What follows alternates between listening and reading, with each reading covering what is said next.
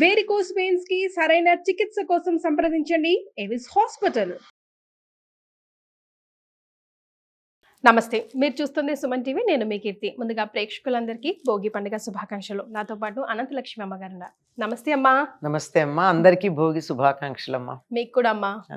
అమ్మ, మీకు ఏం గుర్తొస్తుందమ్మా భోగి అనగానే? మీరు ఎలా సెలబ్రేట్ చేసుకునేవారు? అమ్మ, మాకు గుర్తురావడం అసలు భోగి ఏమిటి, అంతకు ముందు నుంచి నెల రోజుల నుంచి పండగే మాకు. ఎలా? స్కూల్లో చదువుకునే రోజుల్లో ఆ పరీక్షలు ఉండేవి, హాఫ్ ఇయర్లీ ఎగ్జామినేషన్స్ ఉండేవి. కరెక్ట్. ధనుర్మాసం మొదలయ్యేది. రోజు తెల్లారుజామున లేవడం, ఆవు పేడ కోసం ఎదురు చూడడం. ఆవు ఎప్పుడు పేడ అంటే తాజా పేడతో చేయాలిగా, ఎదురు చూడడం.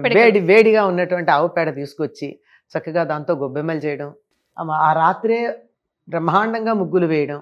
సాయంకాలం 6:30 అలా ముగ్గు వేయడం మొదలు పెడితే రాత్రి 10, 10:30, 11 అయ్యేది. ఈ మూల నుంచి ఆ మూలకి దాంట్లో గొబ్బెమ్మలు పెట్టడం. ఈ సీజన్ లోనే కదమ్మా ముగ్గులకి ప్రాధాన్యత ఎక్కువ. పెద్ద పెద్ద ముగ్గులు వేస్తాం. చుక్కల ముగ్గులే వేయాలమ్మా. ముగ్గుల్లో రంగులు ఏదో సరదాగా వేస్తున్నాం కానీ రంగవల్లికలు అంటే రంగులు వేయాలని ఏం లేదు. రంగులు వేయకూడదు అసలు. రంగులది కాదు, చుక్కలు పెట్టి చుక్కలు కలుపుకుంటూ వేయాల్సిన ముగ్గులు. అందుకే సైన్స్ ఉందా, బ్యాక్గ్రౌండ్? అయ్యో బోర్డు ఉందమ్మా, ఎందుకు లేకపోయింది? ఆ చుక్కలు ఏమిటి, ఆకాశంలో ఉండే నక్షత్రాలే ఈ చుక్కలు. వాటిని కలిపేటటువంటి తీర్లే మనకి తెలియడానికి, దాని ఆకాశంలో ఉండే నక్షత్రాల యొక్క గమనము, వాటి తాలూకు వ్యవహారము తెలియడానికి కింద ముగ్గులు వేసుకోవడం, వాటిని కలుపుకునేటటువంటి తీరు. ముగ్గుల పేర్లు ఎంత బాగుంటాయో తెలుసా అమ్మా? మారేడు దళం కార్తీక మాసంలో తరచుగా వేస్తాం. పద్మం, అష్టదళ పద్మం. తర్వాత ఈ ఋతువు అంతా వేసేటటువంటివన్నీ విష్ణువు, ధనుర్మాసం అంతా విష్ణువుకి సంబంధించింది కదా. విష్ణు అవతారాల గురించి ఉంటాయి. ఒక కాదు, ఒక ముగ్గు పేరు చేప ముగ్గు. ఒక ముగ్గు పేరు ఆకారంలో ఉంటుంది. అట చేప ఇలా మొప్పలతో ఇలా ఎగురుతున్నట్టు ఉంటుంది అనమాట. అది గీతలతో వేసే ముగ్గు. అలాగే తాబేలు ముగ్గు చాలా బాగుంటుంది. ఇవి వేస్తాం. తర్వాత ఈ మల్లె పందిర్లు అనేవని రకరకాల పేర్లు ఉన్నాయి అనుకో. అంటే వీటిల్లో పురాణ విజ్ఞానం చూడమ్మా. ఇప్పుడు మత్స్యావతారం, కూర్మావతారం తప్పనిసరిగా ఇప్పుడు మనం తెలుసుకోవాల్సిన విషయాలే కదా. అలాగే ఇక్కడికి వచ్చేటప్పటికి రథం ముగ్గు ఎప్పుడు వేస్తాం? పండగ నాడేస్తాం. ఎందుకంటే సంక్రాంతి నాడు సూర్యుడు యొక్క రథం మారుతుంది దిశ. అందుకని పండగ నాడేమో రథం లోపలికి వస్తున్నట్టు, కనుమ నాడేమో రథం బయటికి వెళ్తున్నట్టు వేస్తాం. తర్వాత అంతకు ముందు రోజు ఏం చేస్తాము? వైకుంఠ వాకిళ్ళు అని ఒక దుష్ట సమాసం అనుకో, స్వర్గద్వారాలు అనాలన్నమాట.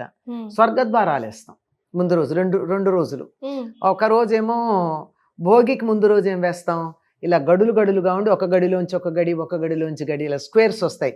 ఇవన్నీ మధ్యలో ఇవి ఉండవు, తలుపులు ఉండవు, అలా ఉంటాయి. భోగి నాడు ఏం చేస్తాం? ఈ గ్యాప్స్ అన్ని ఓపెన్ చేసి వేస్తాం. అంటే స్వర్గద్వారాలు తెరుచుకున్నాయి. అంటే అంతరిక్షంలో జరిగేటటువంటి విశేషాలన్నిటినీ మనం ఇక్కడ ముగ్గుల ద్వారా తెలియజెప్పడం అంత విశేషమమ్మా. నాగబంధం, ముగ్గుల్లో పేర్లు. పద్మబంధం, పద్మం వేరు, పద్మబంధం వేరు. నాగబంధం ఇలాంటివన్నీ ఏమిటంటే ఎన్నో ఆధ్యాత్మిక విశేషాలు, పౌరాణిక విశేషాలు, అంతరిక్షంలో జరిగేటటువంటి విన్యాసాల తాలూకు విశేషాలు ఇవన్నీ మనకి ముగ్గుల్లో తెలుస్తాయి. ఒకవేళ పురాణం మర్చిపోయినా ఇది చూస్తే మనకు ఇవన్నీ గుర్తొచ్చేస్తాయి. ఇవాళ రథం ముగ్గు వెయ్యాలి అంటే ఎందుకు వెయ్యాలి అని చిన్నపిల్లలు అడుగుతారు. దానికోసమన్నా చెప్తారు కదా, ఇవాళ సూర్యుడి రథం యొక్క దిశ మారుతుంది అని. దాంతో దక్షిణాయనం వెళ్ళి ఉత్తరాయణం వస్తుందని అర్థమవుతుంది. ఇట్లా అనేకమైనటువంటి విషయాలలో మన సంప్రదాయాన్ని ముడేసి పెట్టారు. ఒకటి మర్చిపోయినా ఒక దాంట్లోంచి, ఒకదాన్ని వదిలేస్తే ఇంకో దాంట్లోంచి అన్నా మనకి విషయం తెలియడానికి. సో మనం తప్పకుండా భోగి పండుగ రోజు చేయాల్సిన పనులు ఏంటమ్మా? అంటే భోగి పళ్ళు అవి పోసుకుంటూ ఉంటాం కదా, దానికి ఏముంది సైన్స్? అసలు ఎందుకు చేయాలి? అసలు భోగి పండుగ నాడు తెల్లవారుజామున రాగి కాగులో నీళ్లు కాచుకుని వేడి నీళ్ళ స్నానం చేయాలి. పూర్వం రాగే ఉండేవి. పైగా ఆ రోజు బాగా నువ్వుల నూనె రాచుకుని ఒంటికి లోపలికి ఇంకేదాకా, ఆ పైన నువ్వుల పిండితో ఒళ్ళు రుద్దుకుని తలకి కూడా బాగా నూనె పెట్టుకుని, ఎంత పెట్టుకోవాలమ్మా నువ్వుల నూనె? కళ్ళల్లోకి నూనె దిగాలి, అది లెక్క. అరికాళ్లల్లో నూనె రాచినా బాగా, మాడు మీద బాగా ఎక్కువ నూనె పెట్టుకున్నా కళ్ళల్లోకి ఆవిర్లు వచ్చేసి నూనె దిగుతుంది. అంటే కంటి చూపు ఎంత బాగుపడుతుందో ఆలోచించండి. ఆ విధంగా నూనె రాచుకుని శుభ్రంగా వదిలేటట్టుగా ఈనాటి షాంపూల్లాగా రసాయనిక ద్రవ్యాలు కాకుండా కుంకుడుకాయ, శ్రీకాయ ఇట్లాంటి వాటితో శనగపిండి పెరుగుతో కూడా రుద్దుకుంటారమ్మా, ఆ రెండు కలిపి. అలా ఉన్న జిడ్డంతా వదిలించుకుని సూర్యోదయానికన్నా ముందే తలంట్లు అయిపోవాలి.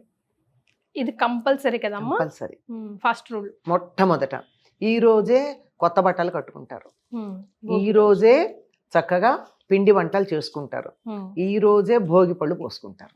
ఎందుకంటే ఇది ధనుర్మాసం చివరి రోజు అయిపోయింది కదా. ధనుర్మాసం మర్నాడేమవుతోంది, మకర సంక్రమణమై మకర మాసం మొదలవుతుంది.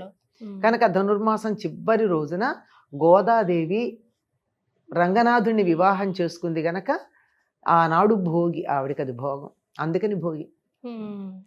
ఈ రోజు పిండి వంటలు అంటే ముఖ్యంగా బియ్యం పిండి వంటలు చేస్తాం కదా, మారిసెలు, కొత్త బియ్యం వస్తాయి కదమ్మా, కొత్త బియ్యం కొత్త బెల్లం వస్తాయి, నువ్వుల పంట వచ్చేసి ఉంటుంది. ఇంకా అపరాలు రావు, ఏవి కందులు, పెసలు, మినుగులు లాంటివి రావు. ఉడికే మనం వాటివి పచ్చివి తెచ్చుకుని తంపటేసుకు తినడమే తప్ప పూర్తిగా రావు కదా. అంచేత ఈ నువ్వులు వచ్చేస్తాయి. కనుక బియ్యము, నువ్వులు, బెల్లముతో కలిపినటువంటి పిండి వంటలంతా చేసుకుంటాం. అరిసెలు, నువ్వులద్ది, అలాగే జంతికలు.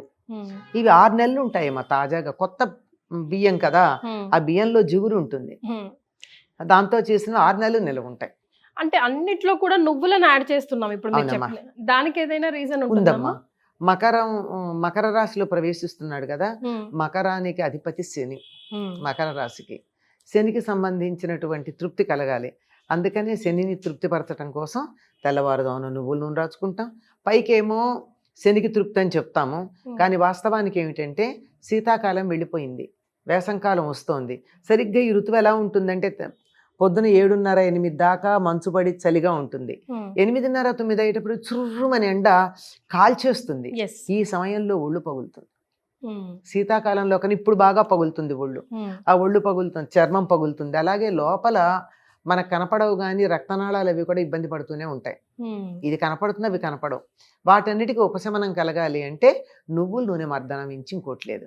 అందుకని శుభం అని చెప్తారు, శనిపోతుంది అని చెప్తారు. శనిపోతుందంటే ఆరోగ్యం వస్తుందని అర్థం. మన వాళ్ళు ఏం చెప్పినా శారీరక మానసిక ఆరోగ్యాల గురించి చెప్పేవి ఉంటాయి తప్ప వేరేవి కాదు. కనుక పైగా తప్పనిసరిగా ఇప్పుడు నువ్వుల పంట కూడా ఇంటికి వస్తుంది. మామూలుగా నువ్వులు నేను నీకు ఇస్తే నువ్వు తీసుకోరు కూడా, శనికి సంబంధించిందని. అందుకని ఇవాళ నువ్వులు పంచుకోవడం చాలా గొప్పగా చెప్తారు.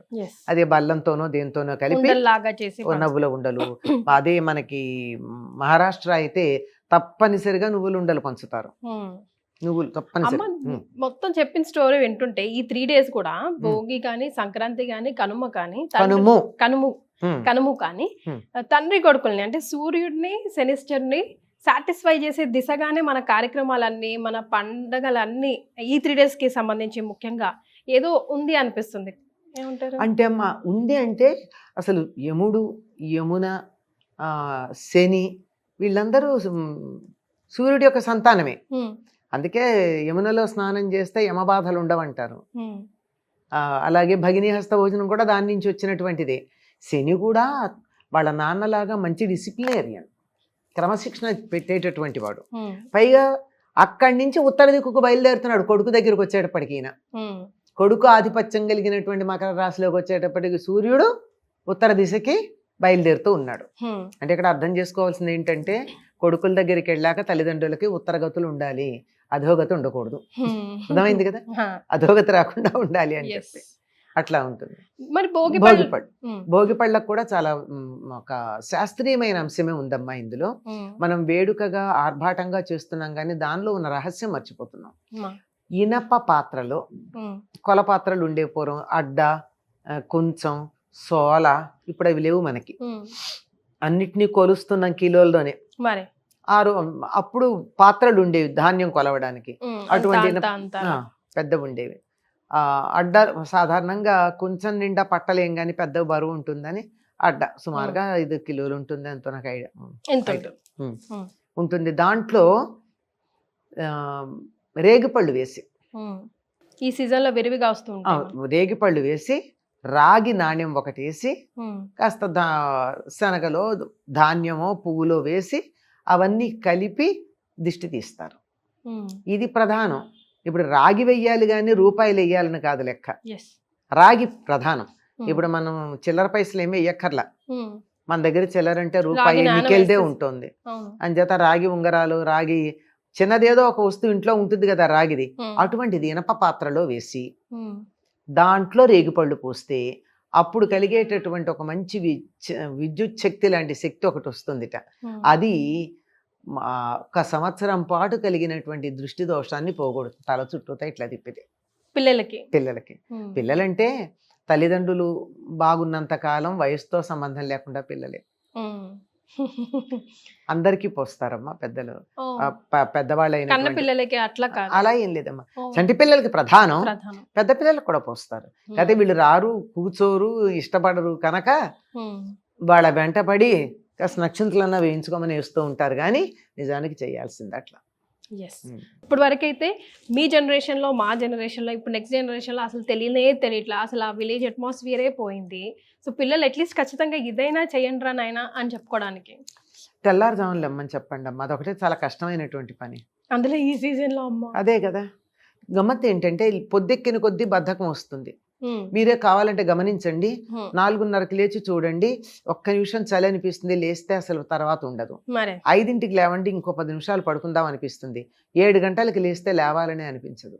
ఉమ్, ఆ వాతావరణంలో ఉండేటటువంటి మార్పు అటువంటిది కనుక కార్తీక మాసం కానీ ధనుర్మాసం కానీ తెల్లవారుజామున లేవమని చెప్పడంలో ఉద్దేశం ఏమిటంటే, వాతావరణానికి మీరు అనుకూలంగా ఎక్లమటైజ్ అంటారు ఆంగ్లంలో. ఉమ్, వాతావరణానికి మనం సర్దుబాటు చేసుకుంటాం శరీరాన్ని, దానివల్ల ఆరోగ్యం చాలా బాగుంటుంది. హఠాత్తుగా వచ్చే మార్పు కన్నా మనం కూడా చూడండి, నిన్నటి దాకా చలి ఉండి, ఉమ్, గడ్డకట్టే చలి ఉండి, ఇవాళ హఠాత్తుగా ఎండొచ్చింది అనుకోండి, తట్టుకోలేం. మరే. క్రమక్రమంగా ఆ చలి తగ్గి ఎండొచ్చింది అనుకోండి, పెద్ద సమస్య అనిపించదు. ఎస్. అది చేయాల్సింది, అలవాటు పడడం కోసం చేయాల్సింది. తప్పనిసరిగా పిల్లలకి దృష్టి దోషం పోవడానికి ఈ భోగి పని చేయాలి. పళ్ళు. ఇందులో ఇంకో చెప్తాను మీకు విషయం. అమ్మా. రేగుపళ్ళేమో సూర్య సంబంధం, ఉమ్, ఇనుమేమో శని సంబంధం, ఉమ్, వాళ్ళిద్దరు కలవడం ఉంది. ఎస్. మరి వాళ్ళకి పడదంటారు కదమ్మా అసలు. ఎవరు చెప్పారు? తండ్రి కొడుకులో పడదని ఎవరు చెప్పారు? అంటూ ఉంటారు కదమ్మా. ఏమీ అసలు లేదు. సూర్యుడికి లోకంలో చాలా అనుకుంటారు, వాటిల్లో అలా ఉంటాయి. మళ్ళీనేమో రాగి కూడా సూర్యుడికి సంబంధించినటువంటి లోహంగా చెప్తారు. ఉమ్, ఇవి కలిసేటప్పటికల్లా చక్కని విద్యుత్ వస్తుంది. మీరు ఇందాక కూడా అడిగారు, ఉమ్. సూర్యుడు శని వీళ్ళిద్దరికీ సంబంధం అంటారు కదా అని. అదే మరి. ఎస్. అయితే మనం అసలైన విషయం మర్చిపోతున్నాం. భోగి మంటలు. భోగి మంటలు, దానికి శాస్త్రీయమైనటువంటి విషయం ఏముందో పెద్దగా మనకి శాస్త్రాల్లో లేదు. భోగి మంటలు వేసుకోవడమే ఉంది. ఉమ్, కాకపోతే ఉత్తర దేశం వాళ్ళు ఏమంటారంటే, ఇది యజ్ఞావశిష్టము అంటారు, ఉమ్, యజ్ఞానికి సంకేతంగా. ఉమ్. కానీ మనం వేసుకునే భోగి మంటలు పాచమొహంతో వేసుకుంటాం మరి. కదా, ఎస్. అది కాదు. కానీ ఉత్తర దేశంలో ఎందుకు చెప్తారంటే, ఈ రోజున కొత్తగా ఉపనయనం అయినటువంటి పిల్లలు పసుపు రంగు బట్టలు కట్టుకుని ఉమ్, ఆ అగ్నిహోత్రం రాజేసి వాళ్ళు కొత్తగా నేర్చుకున్నటువంటి సంధ్యావందనాన్ని అక్కడ అభ్యాసం చేస్తారని, భోగి మంటలు దానికి అవశేషం అని చెప్తారు. కానీ సంప్రదాయం ప్రకారం బ్రహ్మచారి అగ్నికార్యం చెయ్యడు ఉమ్. పెళ్ళైతే గాని. కానీ సామూహికంగా ఉమ్. చేసుకునే ఒక యజ్ఞం లాగా చెప్పుకోవచ్చు అది కదమ్మా? ఇంకేంటంటే ఎలా చేస్తారంటే, ఎవరిది ఎవరు ఏ ప్రాంతంలో ప్రధానమైన పండగ చేసుకుంటారో ఆ పండగకి ఇళ్ళన్నీ శుభ్రం చేసుకోవడం, బాగు చేసుకోవడం ఉంటాయి కదా. ఉమ్. అలా చేసుకుంటూ అక్కడ ఉన్నటువంటి ఆ చెత్త చెదారం అంతా తీసి భోగి మంటలో పడేస్తూ ఉంటారు. ఎస్. సో ఇది భోగి పండుగ విశేషాలు. అమ్మ, మరొకసారి భోగి పండుగ శుభాకాంక్షలు. అందరికీ కూడా ఈ భోగి భోగప్రదాయకమయ్యి అందరూ ఆనందంగా ఉండాలని కోరుకుంటూ భోగి పండుగ శుభాకాంక్షలు.